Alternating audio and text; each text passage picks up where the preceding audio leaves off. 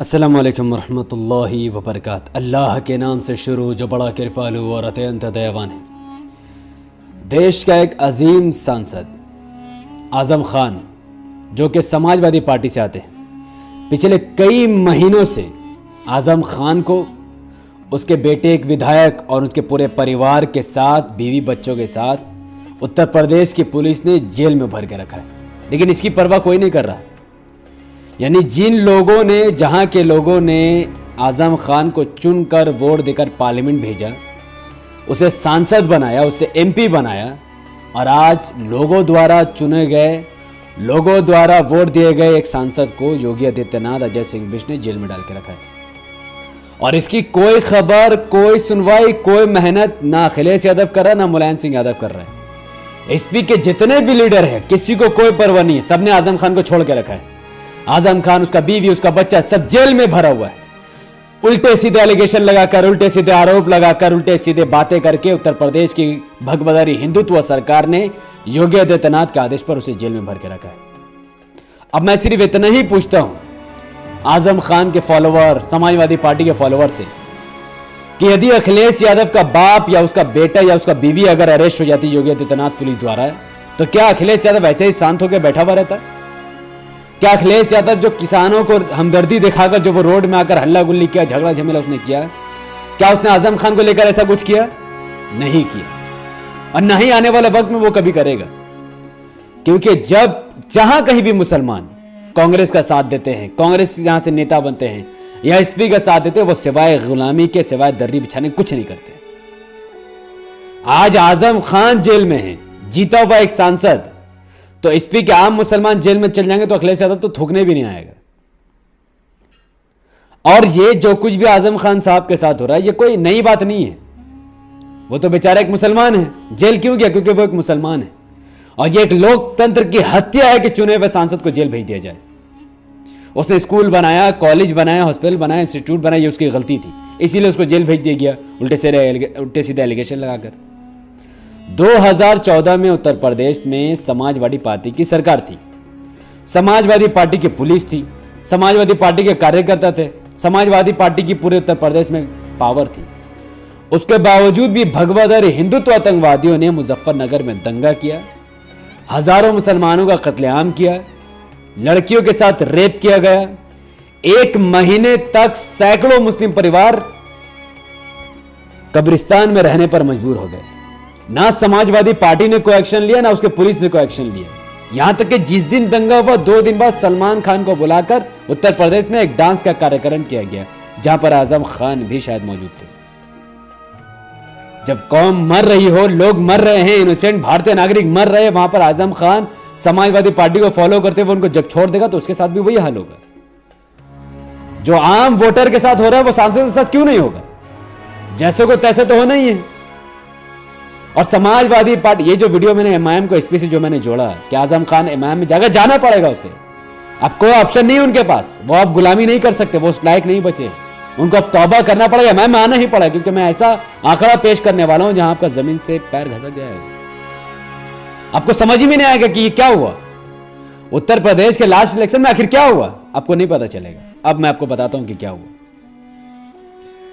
जिस समाजवादी पार्टी की बहुमत से सरकार थी उत्तर प्रदेश में, और जब इलेक्शन होता है 4 साल पहले, 3 साल पहले जो इलेक्शन होता है उत्तर प्रदेश में, उस विधानसभा इलेक्शन में समाजवादी पार्टी जिसकी बहुमत से सरकार थी, उसका वोटर इतना गिरता है, इतना गिरता है, इतना गिरता है कि वो 200 सीटों से सीधा नीचे 48 सीट पर आ जाता है।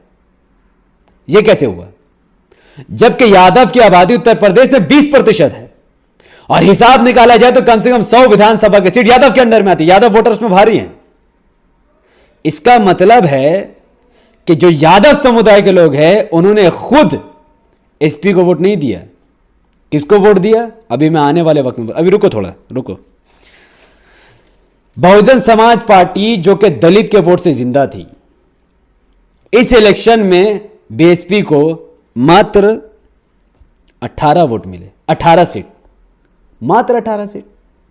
जबकि दलित की आबादी लगभग 20 से 21% उत्तर प्रदेश में, यानी लगभग 100 से ज्यादा विधानसभा के सीटों पर दलित वोट का प्रभाव है। इसका मतलब है कि दलितों ने भी बीएसपी को वोट नहीं दिया। बीजेपी एक ब्राह्मणों की पार्टी है। जाट समुदाय, ठाकुर समुदाय उसका समर्थन करते हैं। ब्राह्मण 12%, जाट 7%, 80 के आसपास सीट पर ब्राह्मण और ठाकुर का राज है, वोट है, जबरदस्त पकड़ है। तो बीजेपी को मात्र 80-90 सीट आनी चाहिए। लेकिन जानते हुआ क्या, बीजेपी को टोटल सीट 307 आई। 307 विधानसभा की सीट बीजेपी ने जीत ली। इसका मतलब यही है कि समाजवादी पार्टी यादवों की पार्टी, यादवों ने ही समाजवादी पार्टी को वोट नहीं दिया बल्कि अपना वोट बीजेपी को दिया। और बहुजन समाज पार्टी को दलितों ने वोट नहीं दिया बल्कि उनका भी वोट बीजेपी को गया। और जो 19% मुसलमान है जिनकी कोई पार्टी वहां पर नहीं है, जो कई सालों से या तो बीएसपी को चुन रहे, या तो एसपी को, या तो कांग्रेस को, उनका वोट कहां गया? इसका मतलब 100 सीट ऐसे हैं जहां पर मुसलमान वोट का प्रभाव बहुत ज्यादा है। आखिर वो 100 प्रधान एमएलए का वोट कहां गया? जानते हो वो कहां गया? वो 18 सीट गई बीएसपी में और 48 सीट गई एसपी में। बाकी जगह कांग्रेस की मेहरबानी से बीजेपी जीत गई।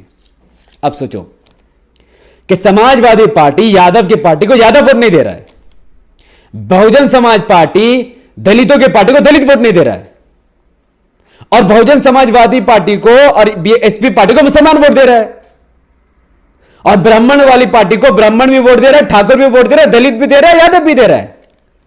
तो मुसलमान क्यों ठेका लेकर रखा एसपी बीएसपी का? क्यों? जब यादव यादव की पार्टी को वोट नहीं दे रहा, दलित दलित की पार्टी को वोट नहीं दे रहा, और ब्राह्मण ब्राह्मण की पार्टी को वोट दे रहा, ठाकुर ठाकुर की पार्टी को वोट दे रहा, अरे भाई साहब तो मुसलमान क्यों उनको झेले? तो लात मारो इनको पकड़ के। जब यादव का ही वोट नहीं मिल रहा तो मुसलमान क्यों वोट दे रहे हैं इनको? कांग्रेस को 7 सीटें मिली है, मुसलमान वोट, यानी पूरा यादव दलित 100 सीट यादव का, 100 सीट दलित का, और ब्राह्मण जाट मिलाकर जो 100 सीट यानी टोटल 300 सीट जो होता है वो बीजेपी को गया। तभी बीजेपी के पास 360 सीट आई। आप समझ में आया कि यादव प्लस दलित प्लस ब्राह्मण प्लस जाट जो वोट मिलाकर सीट आता है वो 307 सीट बीजेपी को आया है। और जो मुसलमान जो 100 सीट पर भारी है, 90 से 100 सीट पर, उन 90 से 100 सीटों में से 48 सीट एसपी को गया, 18 सीट बीएसपी को गया, 7 सीट कांग्रेस को गया, और बचा कच्चा वोट कटने की वजह से, वोट बंटने की वजह से बीजेपी को गया। तो मुसलमान क्यों उनको झेले यार? क्यों झेले? अब क्या करना उसमें समझो। अब जबकि आजम खान ने समाजवादी पार्टी के इतने सालों से सेवा की, एक मुसलमान होने की हैसियत से उन्होंने ईमानदारी से काम किया, स्कूल कॉलेज हॉस्पिटल यूनिवर्सिटी बनाई, उसके बावजूद भी आजम खान, उसकी बीवी और उसके बच्चा जो विधायक है, तीनों को जेल में भर दिया गया और कोई पूछने वाला नहीं है। तो अब एमआईएम इस मामले में दखल देगी। एआईएमआईएम, अगर आजम खान वाकई में उनके अंदर ईमान बाकी है, गैरत है, कौम और भारत को लेकर मोहब्बत है, तो उनकी पूरी जिम्मेदारी बनती है कि वो असदुद्दीन ओवैसी साहब से बात करें। क्योंकि मजलिस किसी के पास नहीं जाती है, लोग जो मजलूम है वो मजलिस के पास आते हैं और मजलिस उनकी मदद करती है। इंदिरा गांधी देश के प्राइम मिनिस्टर मजलिस के पास आई, दारुस्सलाम आई। दारुस्सलाम कभी भी कांग्रेस के पास नहीं गया, ना असदुद्दीन ओवैसी साहब के पिताजी कभी इंदिरा गांधी के पास गए थे। और अगर इस बार के जो विधानसभा इलेक्शन होगा 2022 उत्तर प्रदेश में, एमआईएम करीबन 100 सीट लड़ेगी, करीबन, और वो 100 सीट होगा जहां पर उत्तर प्रदेश की किसी भी सरकार ने वहां काम नहीं किया। ना बीएसपी की सरकार ने वहां काम किया, ना एसपी ने किया, ना ही बीजेपी ने किया। ऐसे 100 सीटों पर जहां पर आदिवासी, मुस्लिम, दलित मेजोरिटी में है और परेशान है, बदहाली की जिंदगी गुजारे, वहां पर एमआईएम अपना कंडे उतारेगी, जहां जहां एमआईएम के ज्यादा कार्यकर्ता है। अब समाजवादी पार्टी को कोई मुसलमान वोट नहीं देगा, और ना ही बीएसपी को कोई मुसलमान वोट देगा, और कांग्रेस को तो उसको तो लात मारो ऐसी वोट कटवा पार्टी को, और ना ही कभी बीजेपी को वोट कटेगा। अब 20% मुसलमानों का वोट सीधा सीधा एमआईएम में जाएगा। अगर मुसलमान मुत्तहिद हो गए और एआईएमआईएम का खुलकर साथ दिया, दलित मुत्तहिद हो गए, अगर एमआईएम का खुलकर साथ दिया, तो करीबन 100 से भी ज्यादा सीट एमआईएम ले आएगी। लेकिन बिहार में बीएसपी और एमआईएम अलायंस में उन्होंने सरकार इलेक्शन लड़ी, चुनाव लड़ा, तो उत्तर प्रदेश में भी बीएसपी एमआईएम का अलायंस रहेगा। तो यकीनन दलित मुस्लिम अगर एक साथ हो गए और दलित मुस्लिम एक साथ आने का मतलब है कि 20% दलित और 19% मुसलमान अगर एक साथ, यानी 39% वोटर अगर एक साथ आ गए तो इन एमआईएम और बीएसपी को मिलाकर करीबन 190 से 200 सीट वो आराम से जीत सकते हैं। कहीं वोट नहीं बटेगा, ना दलित मुसलमान कांग्रेस को वोट देगा, ना एसपी को देगा, नहीं बीजेपी को। इनका पूरा वोट एमआईएम और बीएसपी में जाएगा।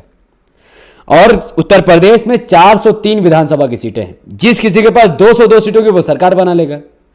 और मुस्लिम दलित अगर एक साथ मिल जाए, आदिवासी एक साथ मिल जाए, बीएसपी और एमआईएम गठबंधन होकर अगर लड़े और वोट सीधा बीएसपी और एमआईएम को अगर लोग देने लगे तो करीबन 210 विधानसभा की सीट बीएसपी और एमआईएम के पास आ जाएगी।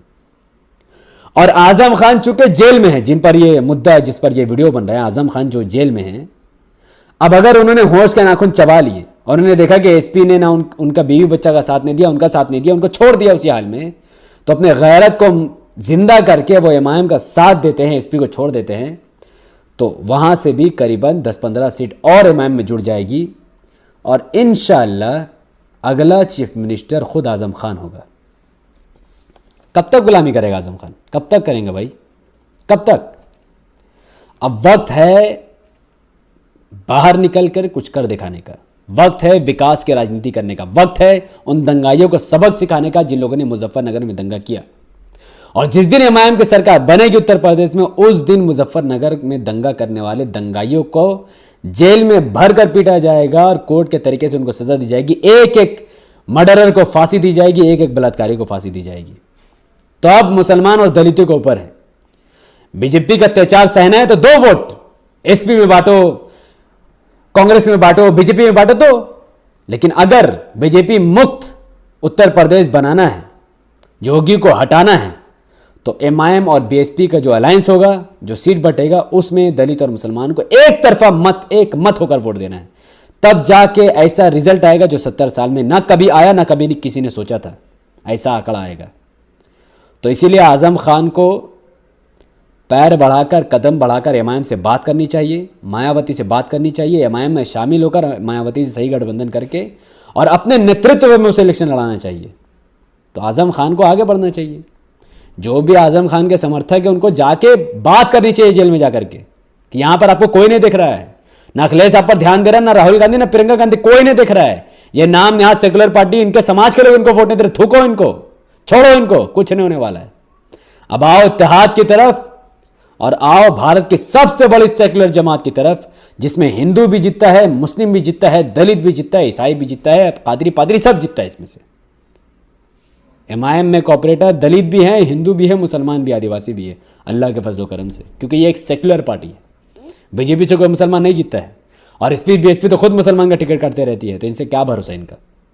तो इसलिए वक्त है आगे बढ़ने का और मेहनत करने का। इंशाल्लाह वो वक्त दूर नहीं जब उत्तर प्रदेश में बलात्कारियों का राज खत्म होगा, गुंडा राज खत्म होगा, जंगल राज खत्म होगा और एक सेकुलर राज आएगा, एक डेमोक्रेटिक राज आएगा जिसमें कानून व्यवस्था सबसे बेहतर होगा। सबसे बड़ा गुंडा उत्तर प्रदेश में पुलिस है और इसी पर सबसे ज़्यादा शिकंजा कसने की जरूरत है। जिस दिन एमआईएम की सरकार बनेगी सबसे ज़्यादा कार्रवाई पुलिस पर होगा, क्योंकि सबसे ज़्यादा वीडियो पुलिस की वायरल हो रही है, जहाँ वो माँ की गाली देते हैं, बहन की गाली देते हैं, गुंडागर्दी करते हैं, दूसरों को नीचा दिखाते हैं, दलित समुदाय के लोगों को चमार कहते हैं, नीच समझते हैं। ऐसे लोगों को कठोर से कठोर सजा दी जाएगी, लेकिन दलित मुसलमान को इत्तेहाद करना ही पड़ेगा। इसलिए इस वीडियो को जितना ज़्यादा हो सके उतना ज़्यादा उत्तर प्रदेश के लोग खास करके शेयर करें, ताकि उत्तर प्रदेश के कोने कोने दलित मुसलमानों तक ये वीडियो पहुँच जाए। ऐसा करने के लिए यूट्यूब के एल्गोरिथम के मुताबिक जिस वीडियो में जितना ज़्यादा लाइक होता है जल्द से जल्द, जितना ज़्यादा कमेंट होता है जल्द से जल्द, उतना ज़्यादा वीडियो वायरल होने लगता है। तो इस वीडियो को लाइक कीजिए जितना ज़्यादा हो सके, इस वीडियो पर कमेंट कीजिए, अपनी राय रखिए कि क्या आज़म खान को एमआईएम ज्वाइन हो जाना चाहिए, हाँ या ना। अपनी राय कमेंट में रखें कि उनका एमआईएम में ज्वाइन होने से आपको लगता है कि हाँ यस आज़म खान और कौम और उत्तर प्रदेश का फ़ायदा होगा, तो अपनी बात कमेंट में रखिए। और अगर नहीं है तो भी आज़ाद कंट्री, आप अपनी राय रख सकते हैं, आप मुझसे खिलाफ भी जा सकते हैं, कोई बड़ी बात नहीं है।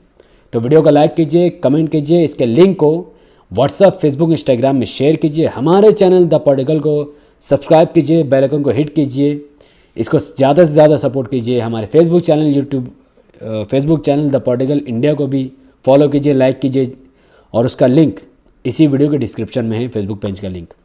और याद रहे, अगर किसी को मुझसे पर्सनल बातें करनी हो तो इसी वीडियो के डिस्क्रिप्शन में फेसबुक, मैसेंजर, ईमो, तमाम नंबर और लिंक सब इसी वीडियो के डिस्क्रिप्शन में है। आप में से हर इंसान मुझे मैसेज कर सकता है, वॉइस मैसेज कर सकता है, बस प्लीज़ कॉल ना करें, कॉल करने के बाद सीधा ब्लॉक कर दिए जाओगे। तो इसीलिए आप सब प्लीज़ मैसेज कीजिए, जो भी करना है कीजिए, कमेंट कीजिए, मैसेज कीजिए और वीडियो दूसरों तक पहुँचाए और मुझे अपनी दुआ में याद रखिए। अस्सलाम वालेकुम रहमतुल्लाहि व बरकातहू। अल्लाह की सलामत रहमत व बरकात आप तमाम भाई और बहनों पर हमें अल्लाह भी पीस अपॉन अस।